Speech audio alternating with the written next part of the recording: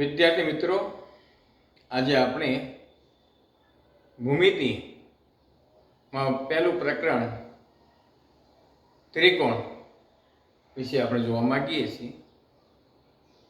પ્રકરણ છે 6 ત્રિકોણ. હવે તમે ત્રિકોણ વિશે તો ઘણું બધું શીખીને આવ્યા છો. આપણે ત્રિકોણ શું છે એ વિશે આપણે શીખવાનું નથી, પણ ત્રિકોણ ની સમરૂપતા અને એકરૂપતાની બાબતો જે રહે એના વિશે આપણે અહીંયા શીખવાનું છે. એમાં ધોરણ 9 ની અંદર અમે ત્રિકોણની એકરૂપતા વિશે શીખીને આવ્યા છે. તો હવે આપણે એમ થાય કે એકરૂપતા કોને કહેવાય અથવા એકરૂપ આકૃતિઓ કોને કહેવાય, તો તમે જાણો છો એવી બે આકૃતિઓ કે જેમના આકાર સમાન હોય અને કદ પણ સમાન હોય, એવી બે આકૃતિઓ એકરૂપ આકૃતિઓ છે. તો આપણે અહીંયા એક નોંધ કરી દઈએ. એકરૂપ આકૃતિઓ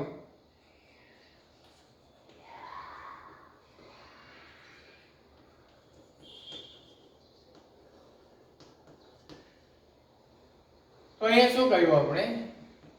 એવી બે આકૃતિઓ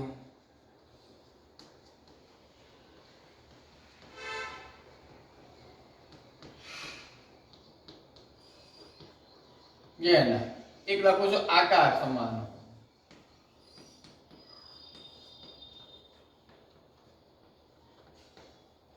બે કદ સમાન હોય.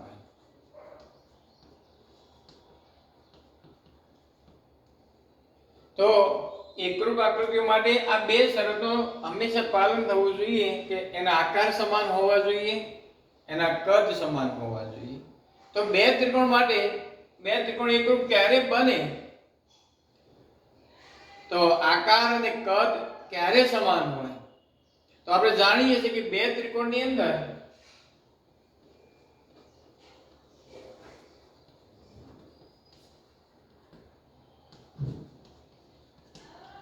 બે ત્રિકોણ માટે એકરૂપ ક્યારે બને એ આપણે જોવું હોય તો આપણે જાણીએ છીએ કે ત્રિકોણ શાના બનેલા હોય છે? ત્રણ બાજુ અને ત્રણ ખૂણા. જો એમના કદ અને આકાર બંને સમાન કરવા હોય તો એમની અનુરૂપ બાજુઓના માપ સમાન હોવા જોઈએ અને અનુરૂપ ખૂણાઓના માપ સમાન હોય તો જ બંનેના આકાર અને કદ સમાન બને. તો બે ત્રિકોણ એકરૂપ બનવા માટે શાની જરૂર પડે? તો એક અનુરૂપ બાજુઓ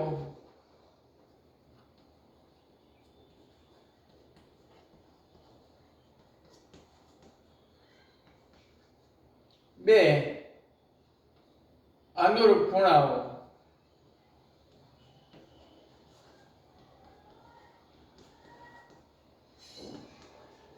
આ બે શરતનું પાલન થાય ત્યારે બે ત્રિકોણો અહીંયા સમાન બને. હવે આ એકરૂપતાની વાત છે. હવે સમરૂપતા માટે તો બે સમરૂપ આકૃતિઓ ક્યારે બને?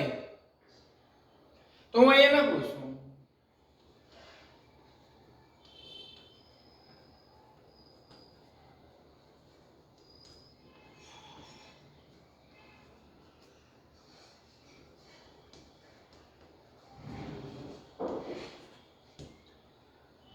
તો અહીંયા જો બે આકૃતિઓ સમરૂપ બને એના માટે એમના આકારો સમાન હોવા જોઈએ. આકારો સમાન હોવા જોઈએ.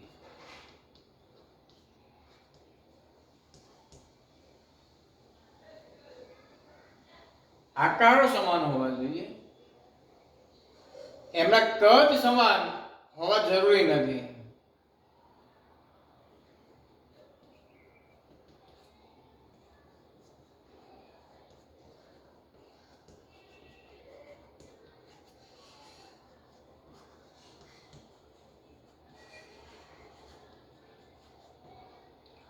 તેમના કદ સમાન હોવા જરૂરી નથી. તો વિદ્યાર્થી મિત્રો અહીંયા જુઓ, સમરૂપ આકૃતિઓ અને એકરૂપ આકૃતિઓ બંને વચ્ચે ફરક શું છે?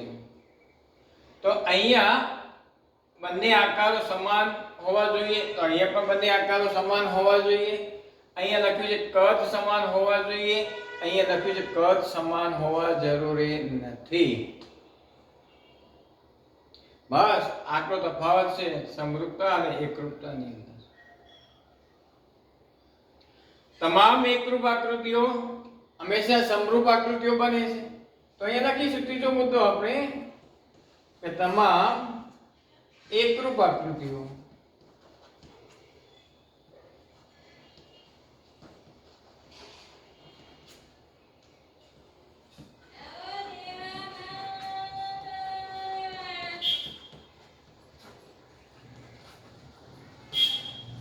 પરંતુ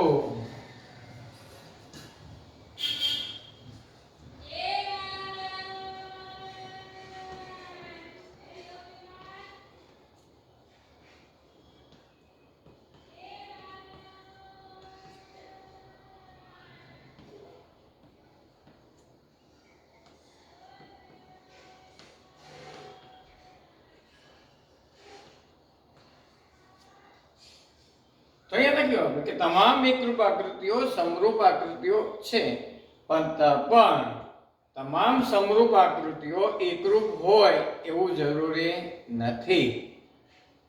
તો વિદ્યાર્થી મિત્રો, આપણે એકરૂપતા અને સમરૂપતા વિશે આપણે થોડી ચર્ચા આપણે કરી લીધી. હવે આપણે સમરૂપતા માટે જ અહીંયા જોવાના છીએ. તો આપણે જોઈએ સમરૂપતા માટે.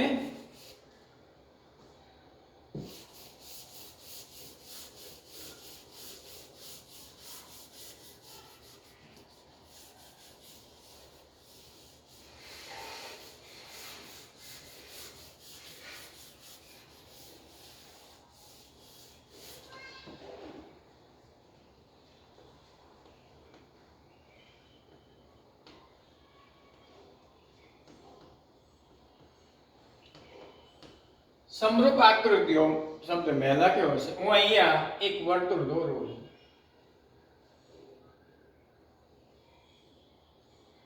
અહીંયા એક બીજું એક વર્તુળ દોરું છું.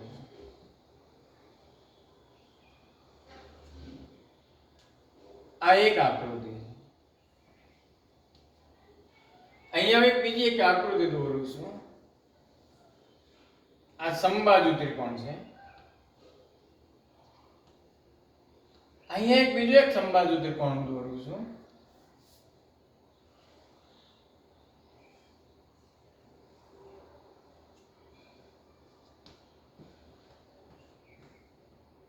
આની ત્રિજ્યા હું લખું છું r1, આની ત્રિજ્યા છે r2. હું ત્રીજી એક આકૃતિ દોરું છું અહીંયા.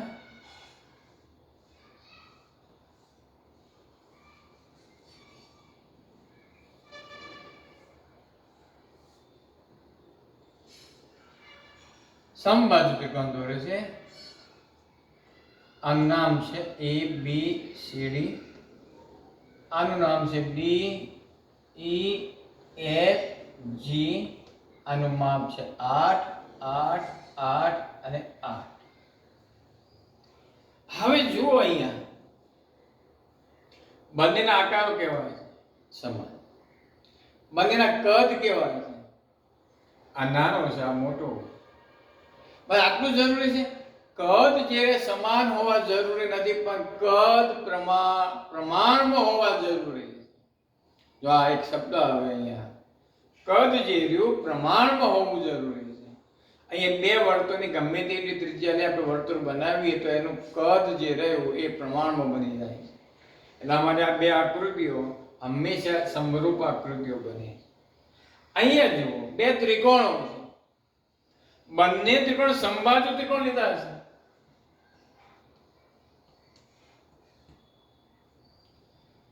તો આનું માપ જે આપણે 3 લખીએ, આનું માપ 3 આવશે, આનું માપ પણ 3 આવશે, આનું માપ 5 આવશે. તો અહીંયા પણ 5 આવશે, કેમ કે સમબાજુ ત્રિકોણ છે. જુઓ તો આ બાજુ અને આ બાજુના માપ સમાન નથી, પણ એમના માપ જે રહ્યા પ્રમાણમાં છે. આકારો સમાન છે, માટે હંમેશા સમરૂપ આકૃતિઓ બને છે. અહીંયા પણ એ જ પ્રકારે છે. જુઓ બંનેના આકારો સમાન છે, એના કદ જે સમાન નથી પણ પ્રમાણમાં છે, માટે આ સમરૂપ આકૃતિઓ છે. તો કઈ બે આકૃતિઓ હંમેશા સમરૂપ આકૃતિઓ બને? કઈ બે આકૃતિઓ હંમેશા સમરૂપ આકૃતિઓ બને? તો એક બે વર્તુળો, બે ત્રિકોણો, બે ચોરસ, આ બધી આકૃતિઓ હંમેશા સમરૂપ આકૃતિઓ છે. બે રેખાખંડો,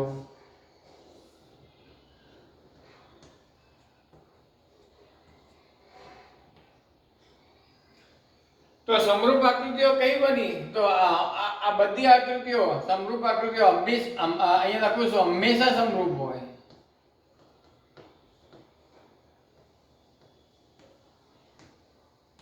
તો હંમેશા સમરૂપ હોય બે આકૃતિઓ કઈ બની? બે વર્તુળો, બે સમરૂપ, બે સમબાજુ ત્રિકોણો, બે ચોરસ, બે રેખાખંડો. આ આકૃતિઓ જે રહી એ હંમેશા સમરૂપ આકૃતિઓ છે. હવે આનાથી થોડોક આગળ વધીએ આપણે.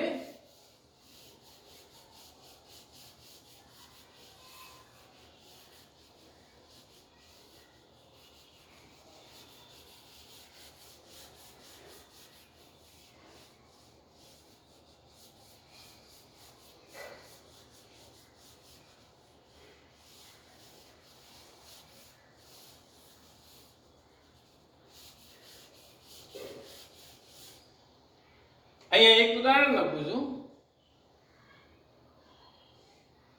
એક વ્યક્તિના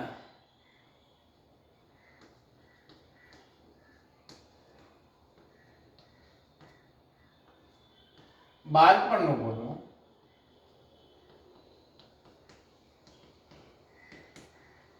અને હાલનો ફોટો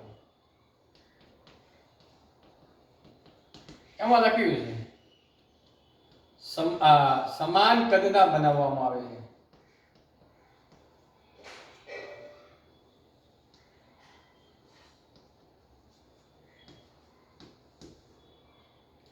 તો વિચારો, બંને વ્યક્તિઓ, આ બંને ફોટા સમરૂપ બનશે? શું લખ્યું? એક વ્યક્તિનો બાળપણનો ફોટો અને હાલનો ફોટો સમાન કદના બનાવેલા છે. જે સાઈઝ આવે એ સાઈઝનું પ્રમાણ કેવું છે? બંનેનું સરખું છે. તમે વિચાર કરો તો આ બંને સમરૂપ બનશે આકૃતિઓ? તો આનો જવાબ આવશે ના. કેમ ના આવ્યો? સમાન કદના બનાવેલ છે અને બીજા નંબરે બાળપણનો ફોટો અને હાલનો ફોટો, એનો આકાર પણ બદલાઈ ગયો છે. એનો આકાર પણ બદલાઈ ગયો છે, માટે સમરૂપ નથી. જો આકાર એનો સરખો બનાવી દીધો, કદ એનો સરખો બનાવી દીધું છે, પણ બાળપણનો ફોટો અને હાલનો ફોટો એનો આકાર જે એ બદલાય છે, માટે આ સમરૂપ આકૃતિઓ બનતી નથી, સમરૂપ ફોટો બનતા નથી. પણ બીજું ઉદાહરણ આપું. એક નેગેટિવ માંથી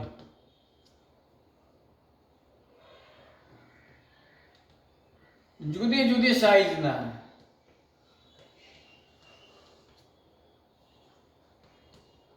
ફોટા કાઢવામાં આવે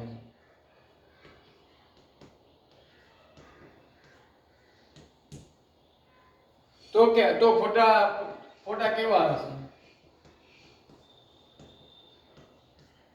પ્રશ્ન છે. તો એક નેગેટિવ છે, એમાં જુદી જુદી સાઈઝના ફોટા કાઢવામાં આવે છે. પાસપોર્ટ કોપી આવે, કાર્ડ કોપી આવે, મોટી કોપી આવે, આલ્બમ કોપી આવે.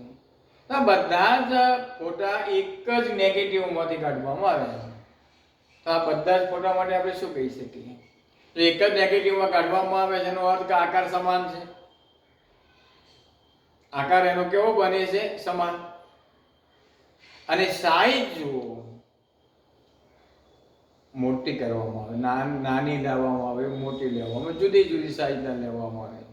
જ્યારે આમાંથી જુદી જુદી સાઈઝના ફોટા લેવામાં આવે ત્યારે એ સાઈઝ પણ નિયમ પ્રમાણે વધે છે અથવા નિયમ પ્રમાણે ઘટે છે. ત્યારે એ સાઈઝ જે રહી એ સમાન નથી. તો સમાન નથી તો કેવી છે? સપ્રમાણમાં છે. જુઓ,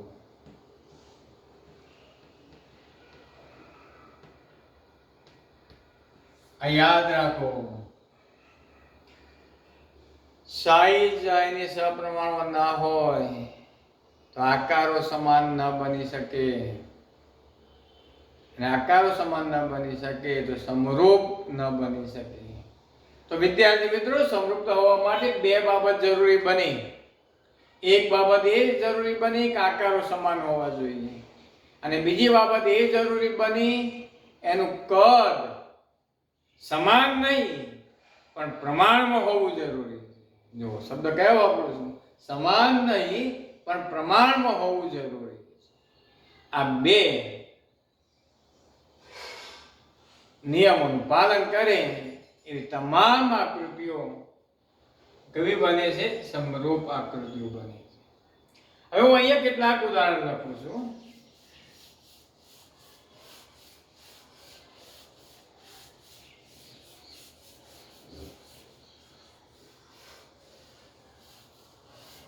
હવે આપણે અહીંયા ત્રિકોણ વિશે શીખવાનું છે, એટલે બહુકોણ વાળી આકૃતિઓની વાત આપણે કરીશું.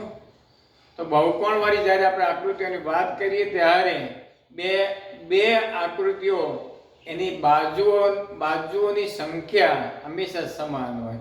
તો બહુકોણ જે હોય, બહુકોણ ધરાવતી આકૃતિઓ જે છે એની બાજુઓની સંખ્યા હંમેશા સમાન હોવી જોઈએ.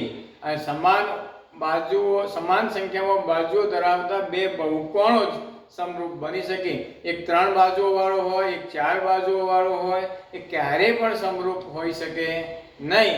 તો આપણે અહીંયા સમરૂપતા માટે ખાસ જરૂરિયાત શું છે? તો સમાન સંખ્યા ધરાવતી બાજુઓ વાળા બહુકોણ માટે આપણે કામ કરવાનું છે. તો આપણે અહીંયા બે બહુકોણ આપણે લઈએ છીએ. હું એક બહુકોણ લખું છું, ત્રિકોણ દોરું છું. જુઓ, અહીંયા A, B, C. હવે આપણને અહીંયા માપ આપ્યું છે. અહીંયા બીજો એક ત્રિકોણ આપ્યો છે, D, E. હવે આ બે ત્રિકોણો, તો આને પણ 3 બાજુ છે, આને પણ 3 બાજુ છે. બહુકોણની બાજુઓની સંખ્યા કેવી છે? બંનેમાં સમાન છે. આવા બે બહુકોણો એના આકારો સમાન હોવા જોઈએ અને એના કદ પણ સમાન હોવા જોઈએ. કદ પ્રમાણમાં હોવા જોઈએ. તો આ EB એને અનુરૂપ આપણે DE લઈએ, BC એને અનુરૂપ EF લઈએ, AC અને DF લઈએ. તેના ગુણોત્તર આપણને કેવા મળે? સમાન મળે. તો આ બે આકૃતિ કેવી બને? સમરૂપ બને. જો ગુણોત્તર સમાન ના હોય તો આ બે આકૃતિ સમાન બની શકતી નથી. આવી જ આકૃતિ આપણે ચતુષ્કોણની અંદર પણ બનાવી શકીએ. તો ચતુષ્કોણની અંદર પણ આપણે એવા આકારો બનાવી શકીએ કે જે આકારો આપણને દેખીતી રીતે એવા લાગે સમરૂપ છે, પણ સમરૂપ હોય ખરા, ન પણ હોઈ શકે. જુઓ, હું અહીંયા એક આકાર દોર્યો છે, અહીંયા બીજો આકાર દોરું છું.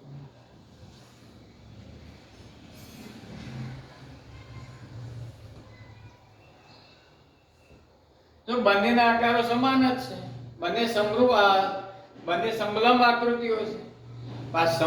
સમરૂપ છે એવું આપણે કહી ન શકાય. આ સમરૂપ જેવું આપણે કહી શકાય ને ક્યારે કહી શકાય? એમની બાજુઓનો ગુણોત્તર આપણને સમાન હોય અને બહુકોણો પણ સમાન હોય, અનુરૂપ ખૂણાઓ પણ સમાન હોય. તો આનો અર્થ એટલે કે આપણે સમરૂપ બહુકોણો ક્યારે સમરૂપ હોય તેના માટે બે શરતોનું પાલન થવું જોઈએ. એક એના અનુરૂપ ખૂણાઓ સમાન હોવા જોઈએ અને અનુરૂપ બાજુઓના માપ સમપ્રમાણમાં હોવા જોઈએ. તો આપણે અહીંયા લખીએ કે બે સમરૂપ બહુકોણ સોરી બે બહુકોણ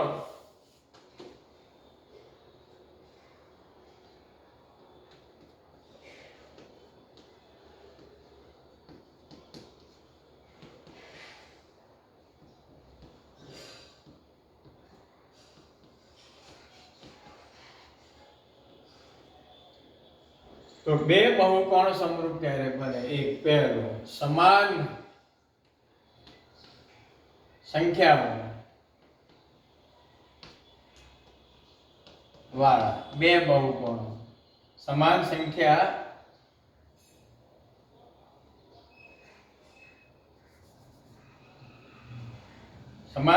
વાળી બાજુઓ ધરાવતા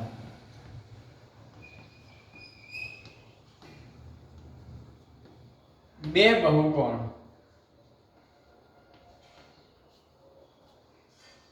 માટે શું હોવું જરૂરી છે? એક અનુરૂપ ખૂણાઓ સમાન, બે અનુરૂપ બાજુઓ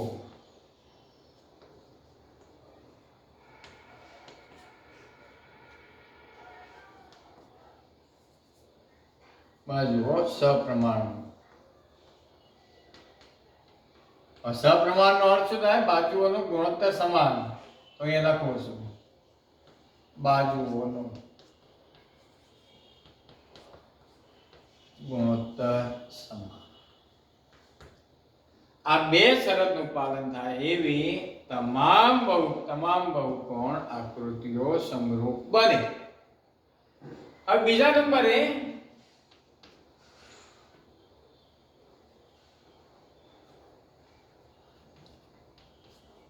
બહુકોણની બાજુઓ સંખ્યા સમાન ન હોય